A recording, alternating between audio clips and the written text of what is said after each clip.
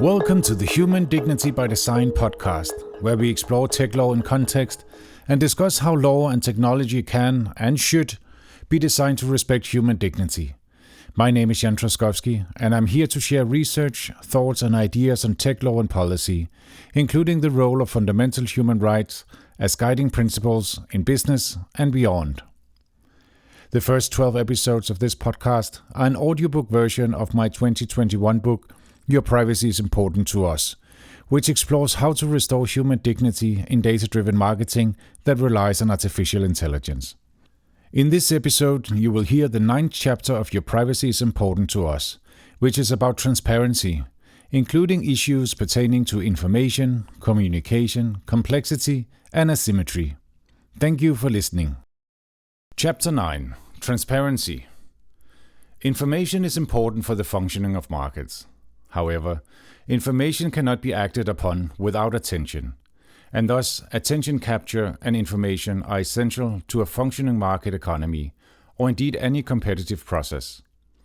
We also know that attention is a scarce resource that plays a significant part in data-driven marketing.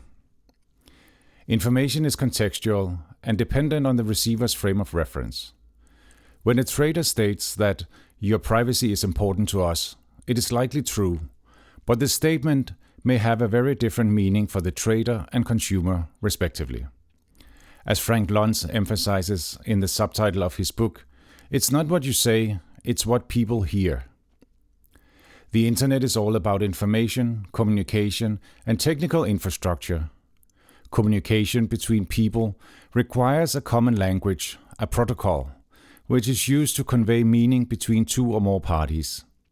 In 1948, Claude Shannon introduced a communication model that consists of 5 parts, recognizing possible sources of noise, which can be eliminated through digitization and redundancy between the transmitter and the receiver. Meaning can be ignored in the technical layer, as Shannon focuses on transmission of information. Non-verbal cues are important to human communication, and the trader's mental protocol for encoding may be different from the mental protocol that the consumer uses for decoding. The Mehrabian rule suggests that 7% of meaning is communicated through spoken words, 38% through tone of voice, and 55% through body language. In this book, we use the term information for what is being communicated and transparency for the situation in which the consumer understands the information. As the consumer is expected to be an active participant in the market, and in order for the markets to function properly, some effort on his part is required. 1. Transparency and empowerment. Transparency is a prerequisite for empowerment, and information requirements permeate both consumer protection law and data protection, as discussed in Chapter 4 and Chapter 5. Transparency is closely linked to the consumer's right to self-determination, according to which consumers are supposed to take informed decisions in accordance with their individual goals, values, and preferences. As discussed in Chapter 6, consumers have limited resources with regard to time, cognition, attention, etc. The concepts of information overload and rational apathy, or deliberate ignorance, suggest that there is a limit to what we can comprehend and that it is often an efficient strategy to ignore information. It is better to opt for a satisfying strategy rather than a maximizing strategy, as the latter comes at a significant cost, including time spent on optimizing the structure of information search. As observed by Barry Schwartz, satisfying is, in fact, the maximizing strategy, that is, choosing informed intuition over analytical reason as the most trustworthy decision-making tool. To seek legal counsel to decode commercial communication is seldom economically or practically viable for consumers. Articles 13 and 14 of the GDPR contain comprehensive information requirements that apply when informing the data subject about the data controller's identity and contact details, the purposes for and categories of personal data processed, and the data subject's right, as well as other information necessary to ensure fair and transparent processing in respect of the data subject. When the data controller relies on the balancing test as legitimate basis, the data subject must be informed about the legitimate interest pursued. In the context of entering consumer contracts, the Consumer Rights Directive stipulates extensive information requirements concerning the product, trader, price, etc. This is further supported by Articles 6 and 7 of the Unfair Commercial Practices Directive, which prohibits misleading information and the omission of material information that the average consumer needs according to the context in order to take an informed transactional decision. Even though information about the processing of personal data is not explicitly mentioned in the Unfair Commercial Practices Directive, failing to comply with the information requirements in the GDPR is likely also to constitute an unfair commercial practice. Transparency is also important to ensure compliance with the purpose limitation principle in Article 5.1b of the GDPR, which requires that personal data be collected only for specified, explicit and legitimate purposes. Similarly, consent must both be specific and informed. In addition, the request for consent must be presented in a manner that is clearly distinguishable from other matters, such as contractual terms. The purpose for collection must be detailed enough to determine what kind of processing is and is not included within the specified purpose, and vague or general purposes such as improving users' experience, marketing purposes, IT security purposes, or future research, without further detail, will usually not meet the criteria for being specific. In order to be specific, the controller must apply purpose specification as a safeguard against function creep, granularity in consent request, and clear separation of information related to obtaining consent for data processing activities from information about other matters. Article 12.1 of the GDPR provides that information must be A. in writing, including by electronic means, and B. provided in a concise, transparent, intelligible, and easily accessible form using clear and plain language. Similarly, the Consumer Rights Directive requires that information be provided in a clear and comprehensible manner. 1.1. The information paradigm. Under EU law, consumers are to a large extent expected to read and understand relevant information and to be aware of the purpose and effect of advertising and sales promotions. This is known as the information paradigm, which permeates EU consumer policies. This is beautifully embraced by Advocate General Fenelli of the Court of Justice of the European Union. Community law has preferred to emphasize the desirability of disseminating information, whether by advertising, labeling, or otherwise, as the best means of promoting free trade in openly competitive markets.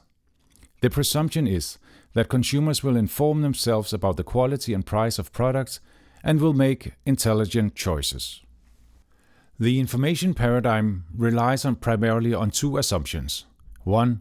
Information is recognized as the least intrusive and thus the preferred form of market intervention. And 2.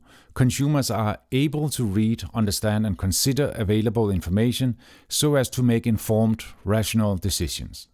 In its interpretation of Item 11 on the UCPD's blacklist concerning advertorials, the Court of Justice of the European Union has emphasized that the purpose of the provision is to ensure A.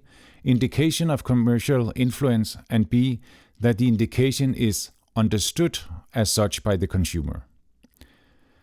Thus, there is a long-standing tradition of expecting consumers to read information, assuming, for instance, in the context of foodstuffs, that consumers whose purchasing decision depend on the composition of the product in question will read the mandatory list of ingredients first. This, however, does not preclude the possibility that other elements of the marketing of a product may be misleading or aggressive. For data-driven business models, this could translate into the assumption, in consumer protection law, that at least those consumers who care about privacy will read and understand the relevant information provided by the trader. Consumers may choose to ignore information and thus bear the risk, a risk that to some extent is mitigated by the consumer's right of withdrawal the trader's liability for lack of conformity, and the non-binding nature of contract terms that are unfair. For consumer rights to be effective, consumers must be aware of and ready to pursue their rights. In some situations, sunk cost and network effects may increase the consumer's switching costs to an extent that, for instance, the termination of a contract is not ideal, including deleting your profile on a social media platform. In the Planet 49 case, the Court of Justice of the European Union noted that it is not inconceivable that the user would not have read the information accompanying the pre-selected checkbox, or even would not have noticed the checkbox. This does not mean that information accompanying unchecked checkboxes is assumed to be read per se. As in consumer law, this would be a practical solution, however badly aligned with reality. This is corroborated by the fact that under data protection law, and in contrast to consumer protection law, the trader, the data controller, is accountable for ensuring both the transparency and the legitimacy of processing.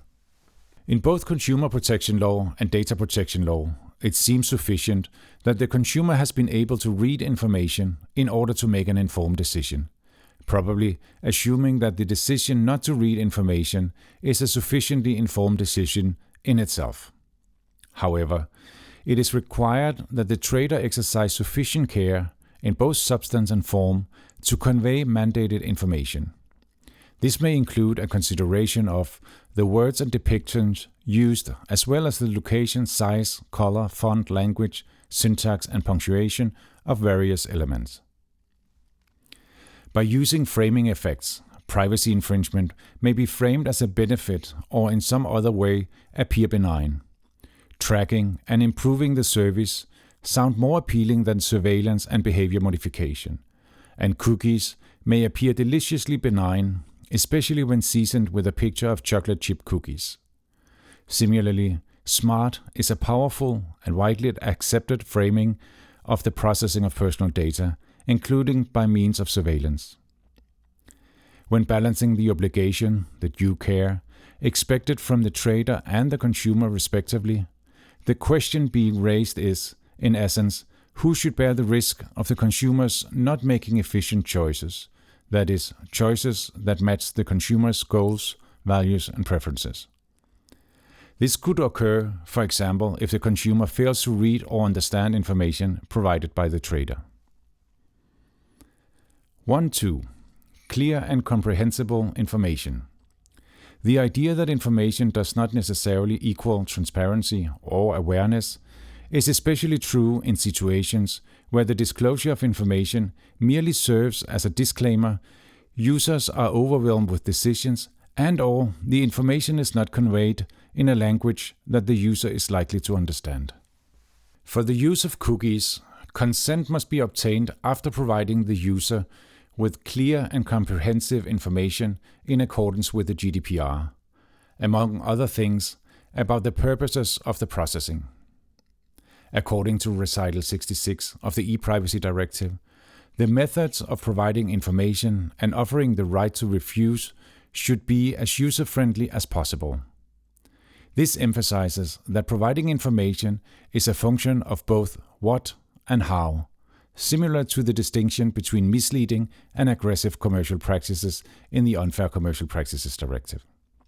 The care that the trader must show must be directly proportional to the magnitude of the given implications and must be assessed in light of the average user's reasonable expectations. Given that privacy is a fundamental right, it must be assumed that privacy interference weighs more heavily than economic distortion in this question. If we accept that contemporary marketing is largely about signaling an image or a lifestyle, and that consumers, generally speaking, are too busy to read much information, it may be difficult to maintain belief in the information paradigm as we know it. This is especially likely if we consider that in many situations it may be an efficient strategy for consumers to ignore information, known as rational apathy or deliberate ignorance.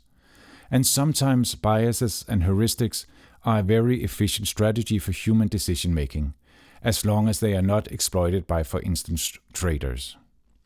Or to quote Daniel Kahneman, a particularly unrealistic assumption of the rational agent model is that agents make their choices in a comprehensively inclusive context, which incorporates all the relevant details of the present situation, as well as expectations about all future opportunities and risks. 2. Information asymmetries. 3 tiers. In a market economy, consumers are used to making decisions with asymmetric information vis-à-vis the trader, the commercial entity. Consumer protection law aim, among other things, to reduce this information asymmetry so as to allow consumers to take informed decisions in accordance with their goals, values, and preferences. In general, consumers are considered to be in a weaker position vis-à-vis traders in a commercial transaction between such two parties, as discussed in Chapter 3. Information is power, and information asymmetry is important to the rationale for protecting consumers. In this context, the relevant powers are those that relate to markets where traders are offering competing products and where consumers are expected to make rational decisions to enable the markets to work properly. Power is not necessarily measured in the trader's market share and may also comprise powers that can be exercised over individual consumers, including by the amount of collected data, personal or not, and access to artificial intelligence. This is one reason why data protection law and consumer protection law are important supplements to competition law in the regulation of data-driven business models. As early as the mid-1970s, the roadmap for an EU consumer policy noted that there is an increased abundance and complexity of goods and services afforded the consumer by an ever-widening market, and that although such a market offers certain advantages, the consumer, in availing himself of the market, is no longer able properly to fulfill the role of a balancing factor, as producers and distributors often have a greater opportunity to determine market conditions than the consumer. In order to discuss data-driven business marketing from a consumer protection perspective, it may be helpful to focus on 3 tiers of information asymmetry, which relate to 1. The offer, 2. Human behavior, and 3. The user. 2.1. Tier 1. Seller, product, and terms. Traditionally, the term information asymmetry has been used to describe the fact that the seller normally has more information about himself and his products than the prospective buyer has. This imbalance has been addressed by setting information requirements in the context of, for instance, marketing, contracting, and the processing of personal data. Legislation prohibits misleading information and mandates the disclosure of certain information. Failure to comply with these provisions may influence whether the performance of a contractual obligation is considered to be in conformity with the contract. From a contractual point of view, the trader has, at least in theory, an interest in drafting contract terms in a plain, intelligible language to avoid running afoul of the rule stipulating that unclear terms must be interpreted in the way that is most favorable to the consumers, the so-called rule of ambiguity. In particular, in more complex business models, the trader has a very good understanding of revenue streams, for instance in long-term contractual relationships. It may be an unfair commercial practice to omit material information that the average consumer needs according to the context to take an informed transactional decision. But there is usually no obligation to explain the business model itself. Thus, the user has to infer meaning from the individual contract terms. This is the case, for example, where business models rely on subscriptions or subsequent selling of replacement items, for instance ink cartridges for printers. Experience, as well as information from mainstream media and other sources, may help consumers learn about products, traders, business models, market conditions, etc. However, there is friction relating to obtaining this, and the trader's information is usually more readily available. 2.2. Tier 2. Human decision-making and persuasive technology. As discussed in Chapter 6 and Chapter 7, traders have a good understanding of how to influence behavior, that is, persuade, deceive, coerce, and manipulate. This interest has grown significantly in step with the rise of mass markets and mass marketing. The idea of scientific marketing has been around for roughly a century. Information on human decision-making is gathered, among other things, by applying psychological insights, observing human behavior, and studying the brain. These insights may be boiled down to the concept of bounded rationality, which includes bounded willpower. Add to this the knowledge of the inner workings of persuasive technology.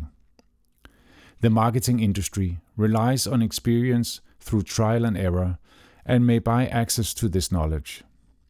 This knowledge may, for instance, stem from experience, advertising agencies, academic literature, and/or market research. Even without consulting literature on marketing or human-computer interaction, the trader will usually have more insights into human behavior modification than the consumer.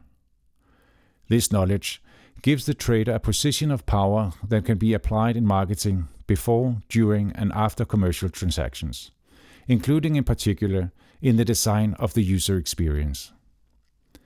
The Court of Justice of the European Union has recognized that the objective of achieving a high level of consumer protection in the Unfair Commercial Practices Directive is based on the assumption that, in relation to a trader, the consumer is in a weaker position, particularly with regard to the level of information, and pointing out that it cannot be denied that there is a major imbalance of information and expertise between those parties.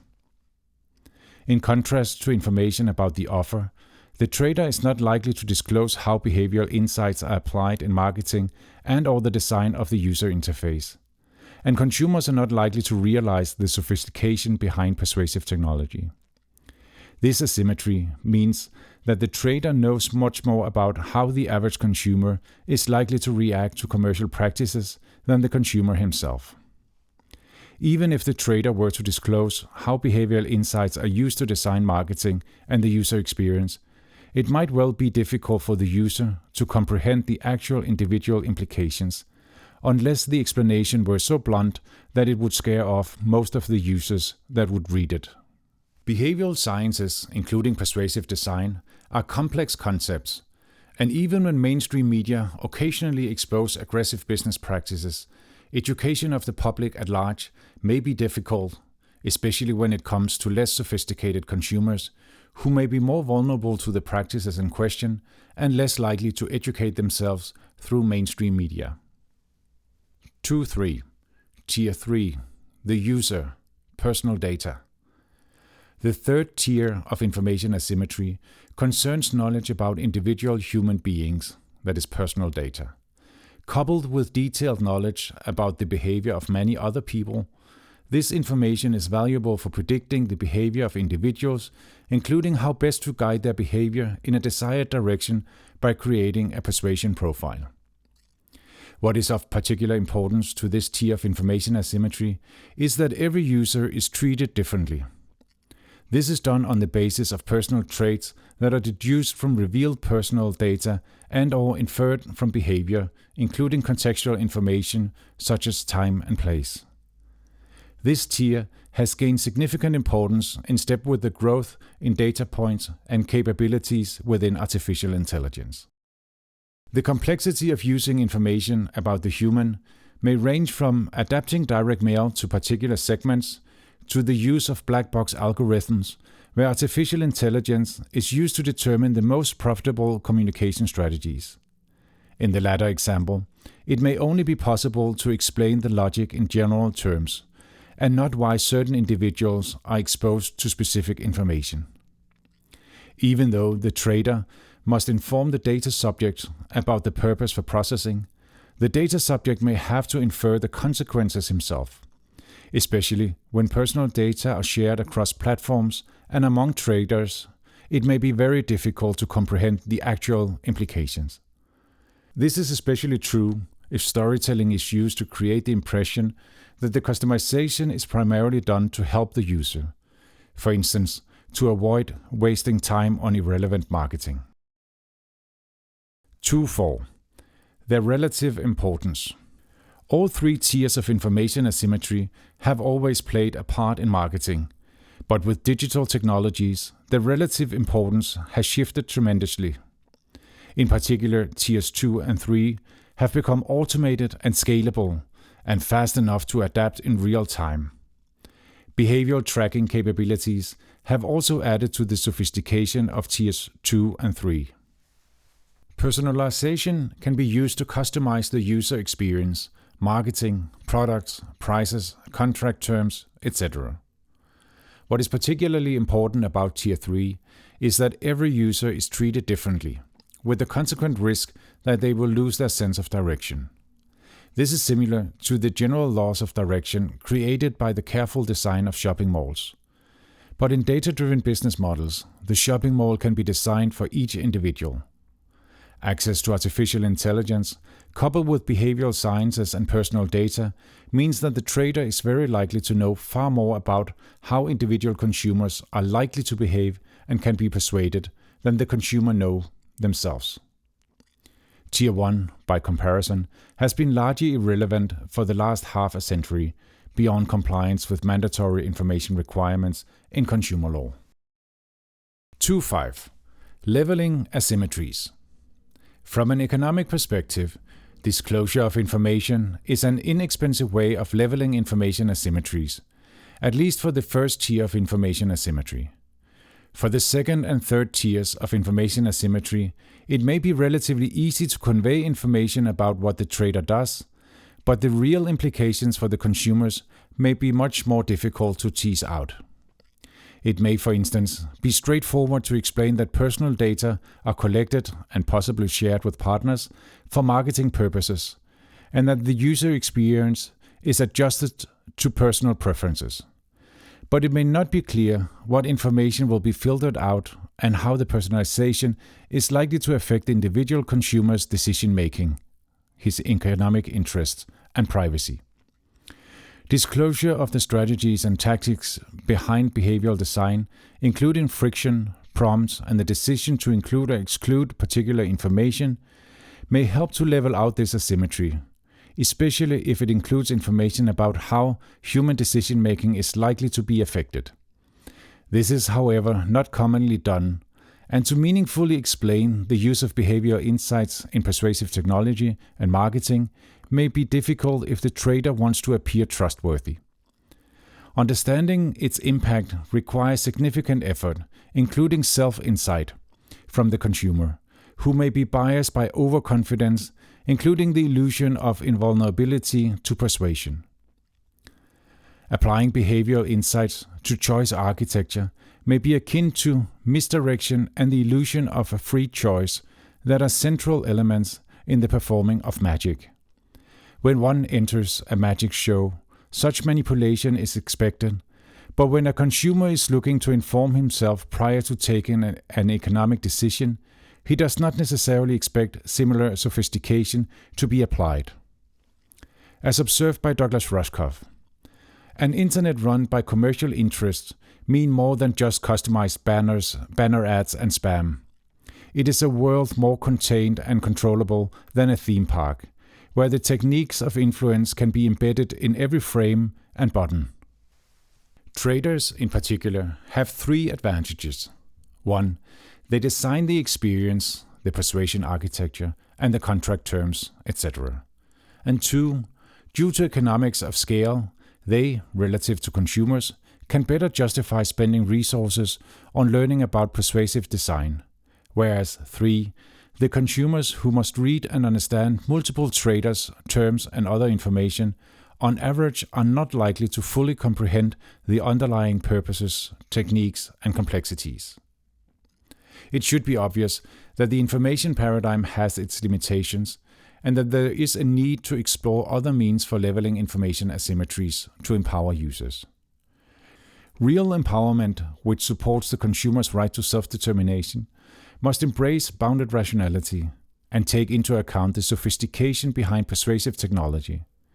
We must understand the user's condition, as well as the environments in which they act, or as expressed by Richard Crashwell.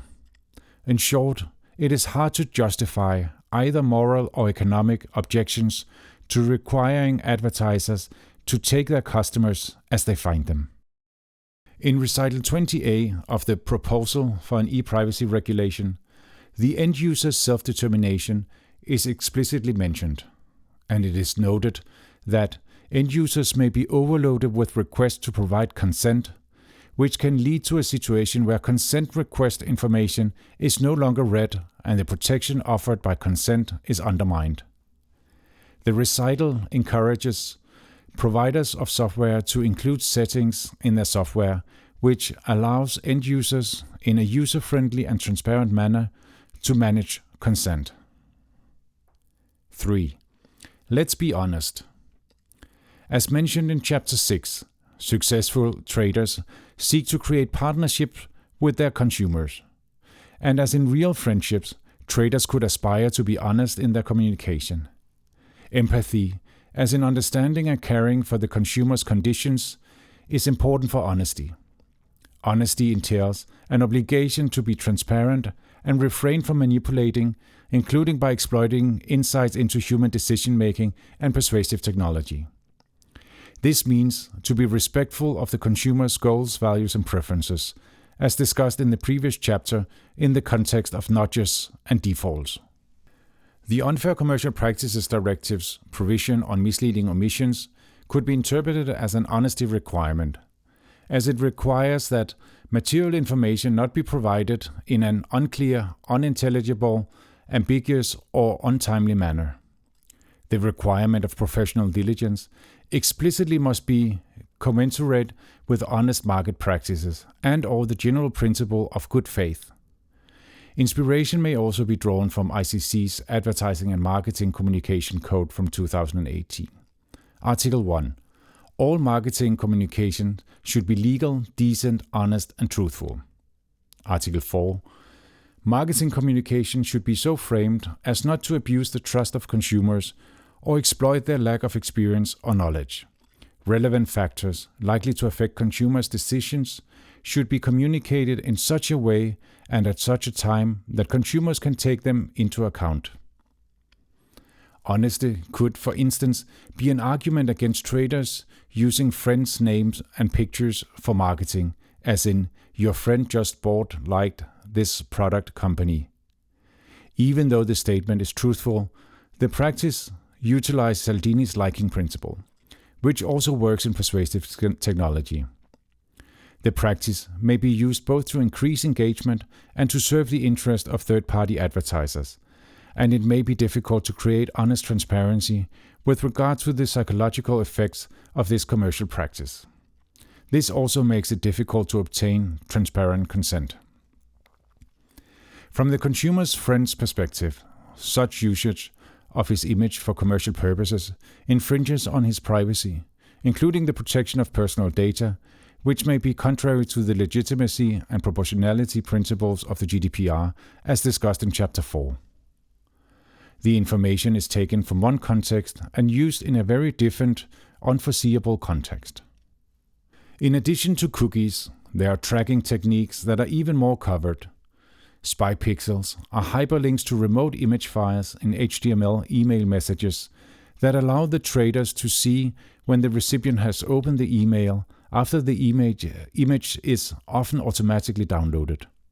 Fingerprinters allow for identification across websites based on unique features of your computer that are accessible through the browser, including operating system and installed fonts. The use of these techniques is not foreseeable for the average user, which suggests that consumers should be provided with information about them.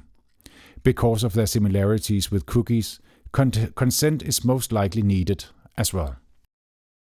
3.1. Levels of transparency. Information only creates transparency when it is comprehended by the recipient.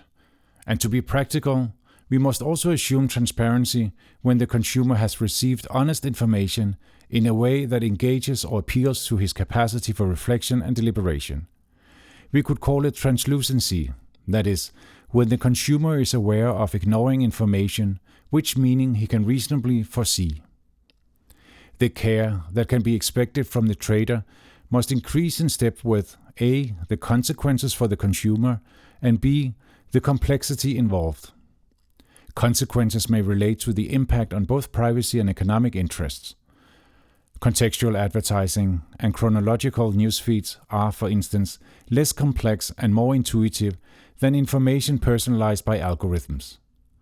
Levels of transparency could include the consumer's recognition of 1. the existence of behavior modification, 2. the commercial intent, 3. the nature of the commercial practices in play, 4. how practices are likely to affect the consumer's behavior, 5. what content is personalized, 6. what information is filtered out, 7. the consequences, including for privacy and economic interest, and 8. possible risks such as emotion modifications, polarization, and addictions.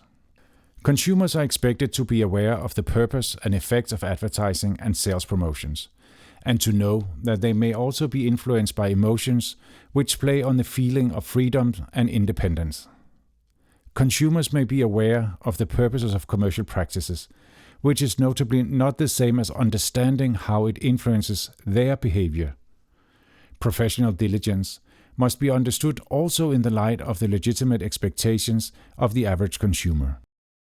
Articles 7.1 and 7.2 of the Unfair Commercial Practices Directive require that the commercial intent must be apparent from the context and that the user must be provided with material information that the average consumer needs, according to the context, to take an informed transactional decision. This could, in line with the GDPR, include information about what data are being used in the actual context, as well as how, when, and why these data are being used, that is, possible consequences and the logic involved. For editorial media, there is a requirement of separation between editorial content and commercial communication. This principle of separation could be used as an argument, subject to proportionality, considering the potential infringement on privacy and agency, for A. separating data between the primary and ancillary product, and B. making it distinctively clear when 1. surveillance is taking place, and 2. content is personalized, for instance by optical and/or acoustic and/or spatial means. Also in this context, pervasive guidance on how to withdraw consent must be considered material information. 3.2. Honest framing. Concepts like privacy and economic interest may be abstract and thus difficult for consumers to comprehend. Empathetic disclosure of information must ensure that the trader considers the consumer's reasonable expectations as implied in the definition of the average consumer in the Unfair Commercial Practices Directive and explicitly used in the GDPR. Storytelling is a powerful tool that can be used for both manipulation and transparency, and traders have the means to pre-test information. To be honest, the trader must be careful to use truthful and coherent frames that may be helpful for consumers to take decisions in accordance with their goals, values, and preferences, as expressed by Barry Schwartz and Kenneth Sharp. Thus, our task when we make decisions is not to avoid being influenced by frames, but to choose the right frames that help us evaluate all that is relevant. And judging what is the right frame will depend on the purposes of our evaluation and impending decision. Honest framing must also entail transparency with regard to the trader's interest, strategies, and tactics. For example, it seems as though Facebook is doing us a favor when they state that we use your personal data, such as information about your activity and interests, to show you ads that are more relevant to you. Of course, we, in general, want information to be relevant. But do we want relevant advertising?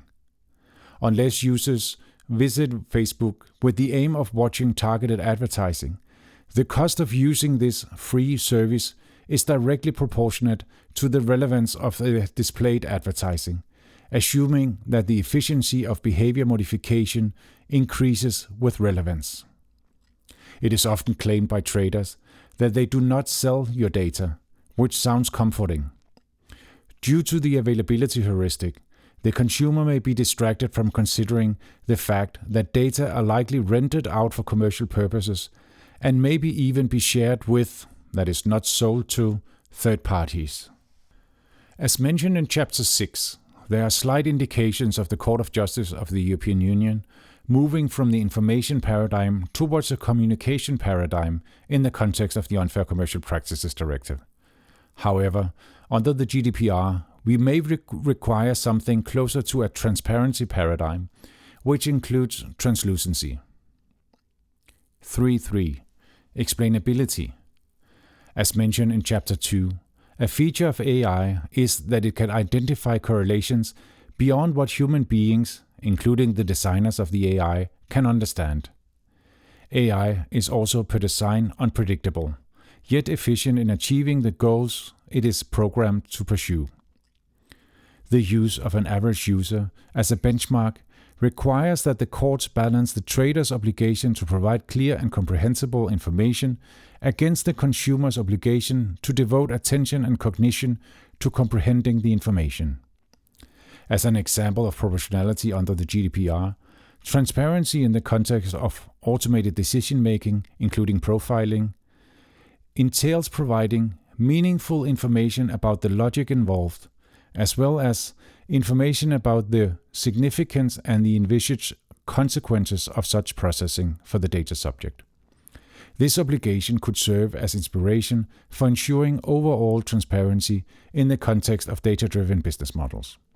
Similarly, in the Court of Justice of the European Union's decision in the Planet 49 case, it is mentioned that clear and comprehensive information implies that a user is in a position to be able to determine easily the consequences of any consent, and that the information must be sufficiently detailed so as to enable the user to comprehend the functioning of the cookies employed.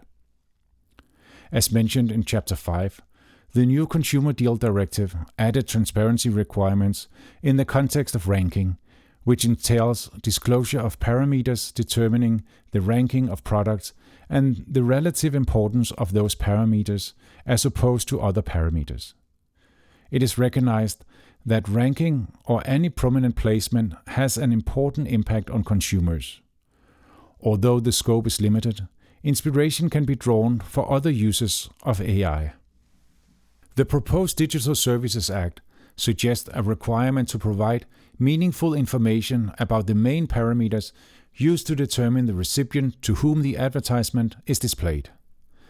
For very large online platforms, it is emphasized that the provider must ensure A.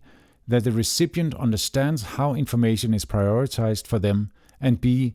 the recipients enjoy alternative options that are not based on profiling. Similar transparency requirements are found in the Platform to Business regulation. The obligations pertaining to the main parameters determining the ranking are without prejudice to the Trade Secret Directive. It goes beyond the scope of this book to dive into the details of explainable AI. The first point here is to note that there are somewhat elaborate standards for creating transparency in the context of personalization, which may be used as inspiration in the interpretations of the Unfair Commercial Practices Directive and the GDPR. The provisions may serve as inspiration for the explainability of commercial practices beyond the use of AI, recognizing that meaningful information is a vague term. A second point is to consider the legitimacy and proportionality of using artificial intelligence for behavior modification in a commercial context. This assessment could include whether the personalization 1. is difficult or impossible to explain, 2. is more complicated than necessary, that is complexity by design, and 3. primarily serves the goals of the trader. A tougher explainability test could be that transparency requires that the average user should be able to explain what is going on. Try and ask a friend who pays for Facebook. The conversation is likely to go like this. Who pays for Facebook? We do. How? Without data, silly. But Mark Zuckerberg can't buy bread with data. Well, okay, Advertisers pay Facebook. But why would they pay Facebook? Because people buy the advertised products, of course. Could those people include you? Maybe. Or, no, I'm not influenced by advertising. Is it fair to say that we pay with real money? Well, yes, I guess. So what is your opinion on personalized advertising? It's great, I don't have to waste time on irrelevant advertising. 4. Permission, consent or desist. Both the GDPR and the Unfair Commercial Practices Directive rely on the consumer as an active participant, including by his reading and understanding information in order to pursue his goals, values and preferences. However, there must be a threshold for what can reasonably be expected by the average user in terms of devoted time and cognition, that is, situations where transparency is not possible to establish, and where, as a consequence, informed consent cannot be given. It could also be considered that after a certain point, freedom actually decreases with options, which may be an argument for prohibiting certain data-driven marketing practices. As discussed in the previous chapter, a solution is to ensure that defaults are designed to preserve consumers' goals, values and preferences, as expressed by Helen Nissenbaum. Proposals to improve and fortify notice and consent, such as clearer privacy policies and fairer information practices, will not overcome a fundamental flaw in the model, namely its assumption that individuals can understand all facts relevant to true choice at the moment of pairwise contracting between individuals and data gatherers. What is permissible data-driven marketing must depend on A. privacy impact, B. complexity, and C. the reasonable expectations of the average user, weighed against measures to 1. establish transparency, including translucency, 2. ensure that consent unambiguously reflect the consumer's wishes, including 3. by careful consideration of 1. human decision-making, and 2. persuasive technology. Due to the requirement of legitimacy and proportionality in data protection law, it must also be considered to what extent the processing of personal data is necessary for the purposes of behavior modification. Data-driven business models often rely on subscription, which entails a time span, which may be years, between contracting, consenting, and the actual performance of the contract. It can therefore be suggested that the user occasionally should be reminded of his consent to ensure that it reflects the user's preferences. 5. Free as in.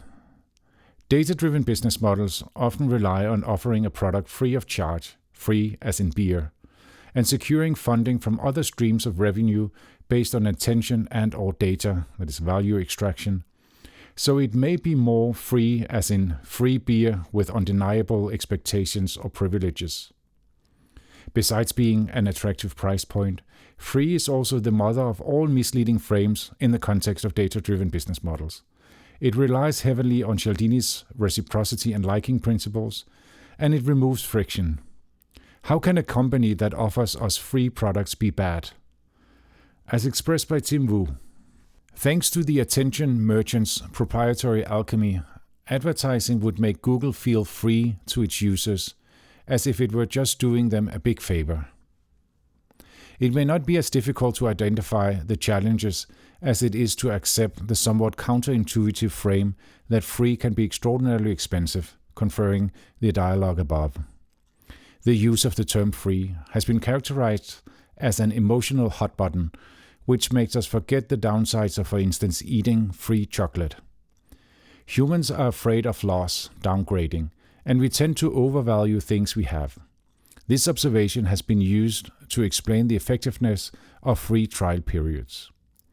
As discussed in Chapter 5, it is prohibited per se to describe the product as free, gratis, without charge, or similar if the consumer has to pay anything other than the unavoidable costs of responding to the commercial practice and of collecting or paying for the delivery of the item. It seems reasonable to argue that the provision applies only to payments of monetary value, as that could reflect the intuitive understanding of free by the average consumer. However, the Court of Justice of the European Union has emphasized in the context of advertorials that such a narrow understanding of payment does not reflect the reality of advertising practice and would in large measure deprive that provision of its effectiveness. It may be argued that the prohibition of certain uses of the term free could similarly be deprived of its effectiveness by a narrow interpretation of payment. And even without such broad interpretation, it could be contrary to the general prohibitions against unfair and misleading commercial practices to advertise a service as free while requiring the processing of personal data that has asset value and are not strictly necessary for delivering the service. The Court of Justice of the European Union has emphasized that information about terms for and consequences of concluding a contract is of fundamental importance for a consumer, and that since the price is in principle a determining factor in the consumer's mind when it must make a transactional decision, it must be considered information necessary to enable the consumer to make such a fully informed decision. The privacy implications when signing a contract must at least be in the same order of importance. Thus, there is good reason to argue that it is misleading to describe a product as free when the processing of personal data goes beyond what is strictly necessary for delivering the primary product. In the Commission staff working document, it is noted that there is an increasing awareness of the de facto economic value of personal data being sold to or used on behalf of third parties, and that failure to inform consumers that their personal data will be processed for economic purposes could amount to omitting material information. Even though the New Deal for Consumers Directive recognizes that digital content and digital services are often supplied online under contracts under which the consumer does not pay a price but provides personal data to the trader, the widening of the scope of the Consumer Rights Directive is not to justify such practices, but to ensure that consumers still enjoy the protection offered by that directive. In the Unfair Commercial Practices Directive, it is stated that price indications may not be misleading. In addition, it follows from Article 5.2 of the E-Commerce Directive that price references must be indicated clearly and unambiguously. 5.1. Paying with personal data. The processing of personal data for marketing purposes beyond what is strictly necessary for delivering a primary product has asset value, and it may thus seem fair to argue that paying with personal data is more truthful than saying the service is free. The framing is compelling and convincing, but for the consumer, the value of personal data is quite abstract, and the same data can be given to different traders without experiencing friction. The consumer may not feel the friction of paying or the cost of being manipulated. In many cases, we pay with attention and agency, which are both scarcer and more precious than personal data, and, as we discuss in the following chapter, are important in both personal, social, and societal context. In contrast to paying with data, there is an opportunity cost to paying with attention and agency. In terms of both transparency and translucency, it must be ensured that the user understands the technology and logic involved in data-driven marketing, as well as its significance and the envisaged consequences. This must, in particular, include applied means of persuasive technology to increase engagement. As we discuss in Chapter 10, it is behavior modification that the advertisers are paying for. If the techniques used for this purpose, including surveillance and manipulation, go beyond the reasonable expectations of the average user, there are good arguments for saying that paying with personal data is misleading, and possibly contrary to the requirement of lawful processing of personal data. Thank you for joining the Human Dignity by Design podcast, where we explore tech law in context. In the next episode, you can listen to the 10th chapter of Your Privacy is Important to Us, which takes a societal perspective to include human dignity and democracy, including issues pertaining to human well-being, privacy, discrimination, and proportionality. Music for this podcast is composed and performed by Thomas Roth. My name is Jan Trzaskowski.